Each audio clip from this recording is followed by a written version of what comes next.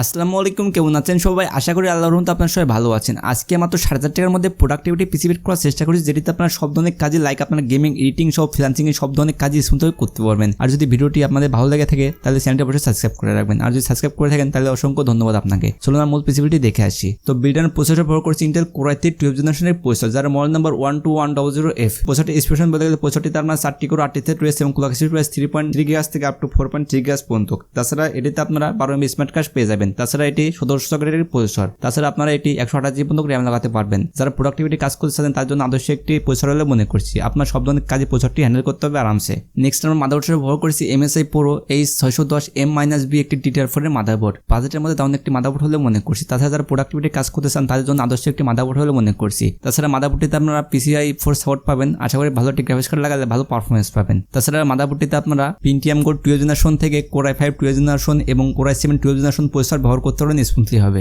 আশা করি আপনাদের মাদারবোর্ডটি পছন্দ হবে। বাজেটের মধ্যে দারুণ একটি মাদারবোর্ড হবে আশা করছি। নেক্সট আমরা র্যাম ব্যবহার করছি PNLY Accelerate 8GB DDR4 এর 3200 MHz এর দুইটি স্টিক। আমরা বিল্ডে 16GB র্যাম ব্যবহার করছি। আশা করি 16GB র্যামে আপনাদের সব ধরনের কাজ স্মুথভাবে করতে পারবেন। তাছাড়া 16GB র্যাম লাগালে আপনার ভালো পারফরমেন্স পাবেন। আপনি যদি মনে করেন আপনার 8GB দিয়ে কাজ চলে যাবে তাহলে আপনারা 8GB র্যাম ব্যবহার করতে পারেন। সেক্ষেত্রে 16GB নেওয়ার কোনো দরকার নেই, তাহলে আপনার 3000 টাকার মতো সেভ হবে। নেক্সট আমরা স্টোরেজ ব্যবহার করছি কিংসম্যানের KM600 256GB M.2 NVMe। বাজেটের মধ্যে দারুণ একটি M.2 NVMe বলে মনে করছি। M.2 DDC পাবেন 25 MBps ও ডাটা স্পিড পাবেন 28 MBps। বাজেটের মধ্যে এরকম ডিডার স্পিড আর কোনো NVMe তে পাবেন না। আশা করি SSD-টা আপনাদের সবার পছন্দ হবে।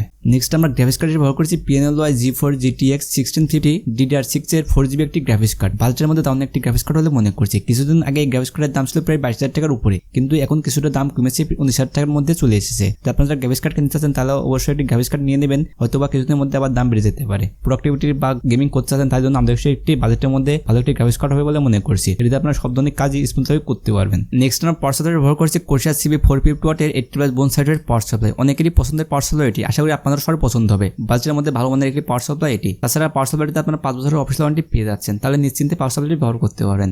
নেক্সট আমরা কেসিং ব্যবহার করছি আমার পছন্দের একটি কেস Montech 1X Max একটি হোয়াইট গেমিং কেসিং। বাজেটের মধ্যে ভালো মানের একটি কেসিং এটি। আপনারা যারা হোয়াইট বিল্ড করতে চান তারা অবশ্যই কেসিংটি নিতে পারেন, দেখতে অনেক সুন্দর। তাছাড়া আপনারা কেসিংটিতে 4টি RGB ফ্যান ফ্রি পাবেন। তাছাড়া এমনিতে কেসিংটিতে প্রায় 8টি RGB ফ্যান মতো লাগানো যাবে। যারা RGB একটি কেসিং চাচ্ছেন তাদের জন্য আদর্শ একটি কেসিং হবে এটি। এসিল আজকে এই ভিডিওটি আমরা যদি সবগুলো কম্পোনেন্ট একসাথে করে তার 7,000 টাকার মধ্যে হয়ে যাচ্ছে। আপনি যদি এই পিসি বিল্ড করতে চান তাহলে চলে আসতে পারেন স্টারটেকে। আমরা স্টারটেক থেকে পিসিটি বিল্ড করছি। তাছাড়া আপনারা যখন দোকান থেকে পিসিটি বিল্ড করবেন তাহলে কিছু টাকা হলেও ডিসকাউন্ট পাবেন। আশা করি আজকের ভিডিওটি আপনার পছন্দ হয়েছে। তারা আজকের ভিডিওটি স্পেশালি আমার এক ভাই আমাদের ভিডিওর নিচে কমেন্ট করছিল, ভাই একটি 16 GPU সহকারে একটি প্রোডাক্টিভিটি পিসি বিল্ড করেন, তার জন্য স্পেশালি আজকের এই ভিডিওটি। ধন্যবাদ ভিডিওটি এখন দেখার জন্য। পরবর্তীতে নতুন একটি ভিডিওতে হাজির হবো। আসসালামু